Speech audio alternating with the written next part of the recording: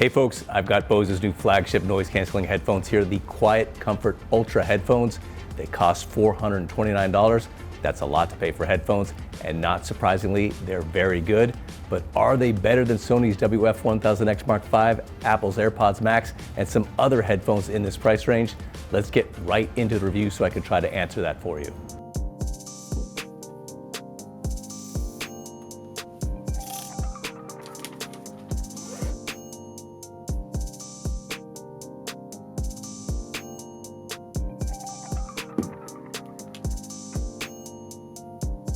So as you can see, the design of these headphones is totally new. It's sort of a cross between Bose's previous flagship model, the noise canceling headphone 700, and the QuietComfort 45s, which have morphed into a new $350 model that Bose has simply named the QuietComfort headphones. The headphone 700 had some metal parts, but the QC Ultra headphones incorporate an aluminum yoke and arms that slide into the headband. Another upgrade is their dual hinge design, so they both fold up and fold flat. Just be careful not to get your finger caught in the hinge, which I did a couple of times and got an unpleasant pinch. The headphones feel durable and are surprisingly lightweight at 254 grams, which is just a couple of grams more than what the headphone 700 weigh. The Sony XM5s weigh 249 grams, while the much heavier AirPods Max tip the scales at 385 grams. Bose reps told me the QC Ultras are designed to fit a wider range of head types, and like other Bose headphones, they're quite comfortable to wear.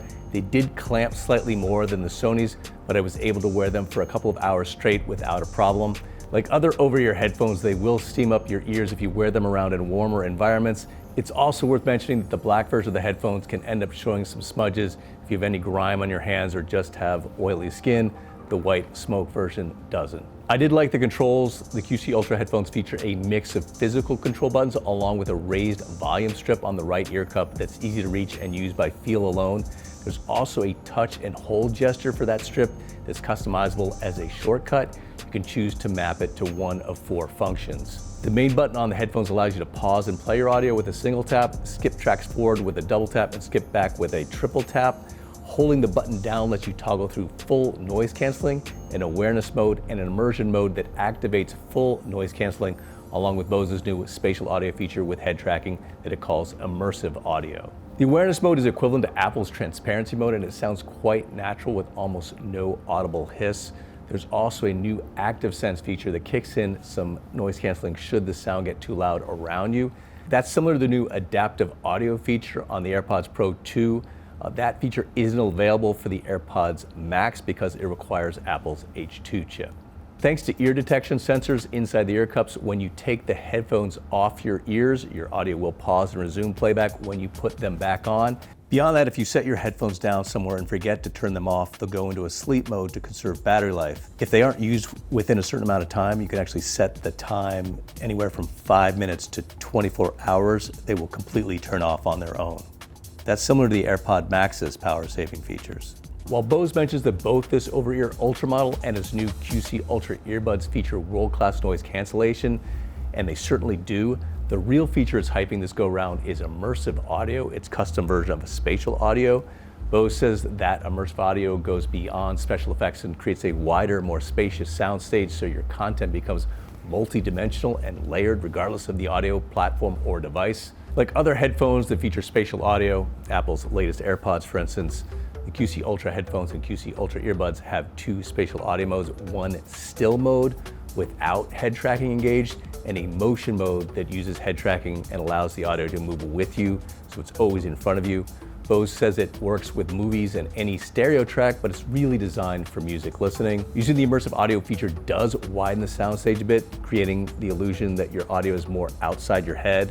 It works better with some tracks than others, but it does open up the sound a bit, giving it an airier quality. Most people will probably choose to leave it on, but the downside is that engaging it does impact battery life significantly.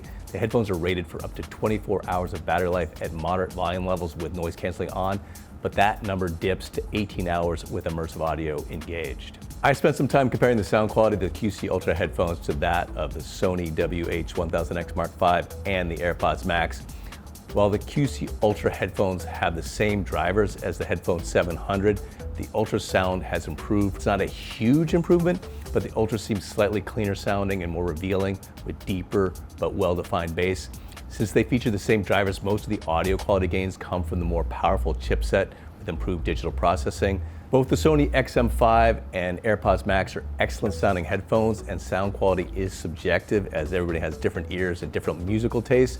But I'd say this Bose is a touch ahead of both the Sony and AirPods Max for sound quality. The Sony has a slightly warmer sound profile, and the Bose just comes across as slightly more natural sounding than the AirPods Max. By that I mean it sounds slightly more accurate. All that said, I was slightly disappointed the headphones don't feature USB-C audio. You get a headphone cable for wire listening, which will come in handy for air travel. But with most smartphones now missing a headphone jack, it'd be nice to be able to plug a USB-C cable directly into your phone and have an all-digital wired connection for listening to lossless audio tracks. The Beats Studio Pro and some other headphones offer that feature. I have one other small gripe. Bose says that both the QC Ultra earbuds and QC Ultra headphones feature the Snapdragon Sound Technology Suite, enabling support for the latest Qualcomm aptX adaptive codec for audio streaming, including lossless and low latency capabilities. Google Fast Pair is also on board, but you may have problems actually getting aptX to work with your device. I paired the headphones with a Google Pixel 7, which supports aptX audio, but it defaulted to the AAC audio codec for HD audio even after I accessed the developer mode. When I paired them with the Samsung Galaxy Flip 5, which is supposed to be Snapdragon sound enabled, the same thing happened. However, when I connected them to an Asus ROG Phone 6, another Snapdragon enabled phone, I was able to use aptX adaptive. I found the whole thing a little bit irritating, and I do think there'll be some confusion around the aptX support. I had better luck with multi-point pairing, while the QC Ultra earbuds still lack multi-point, which allows you to connect to two devices simultaneously and switch audio between them. The Ultra headphones have it. I was able to switch back and forth between the Asus ROG Phone 6 and the iPhone 14 Pro and switch the audio easily. I'll finish by talking about the noise canceling and voice calling performance. As I said, Bose isn't talking up the noise canceling as much as it usually does. Maybe that's because it's as good as it is and speaks for itself. You can argue over whether Sony or Bose has better noise canceling, and Apple's is also excellent. But I wore these in the noisy streets of New York, and the headphones really muffled everything around me, including people's voices. It's top notch.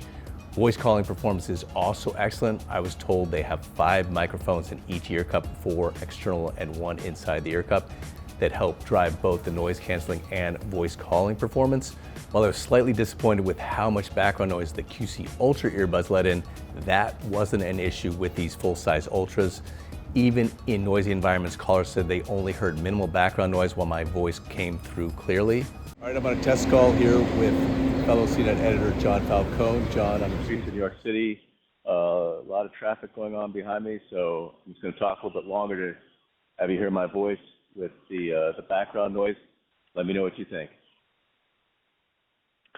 So from the listener's point of view, this sounds very good. Your voice is nice and clear, and I don't really hear much background noise whatsoever. All right, there is indeed a lot of cars going by, some buses, so some pretty good background noise suppression. All right, thanks. So here's what I like and don't like about the QC Ultra headphones. What I like: they're lightweight and comfortable, and their new design is an upgrade over Bose's Headphone 700 and the standard Bose QuietComfort headphones. They sound excellent. The new immersive audio mode does offer some sound quality enhancements.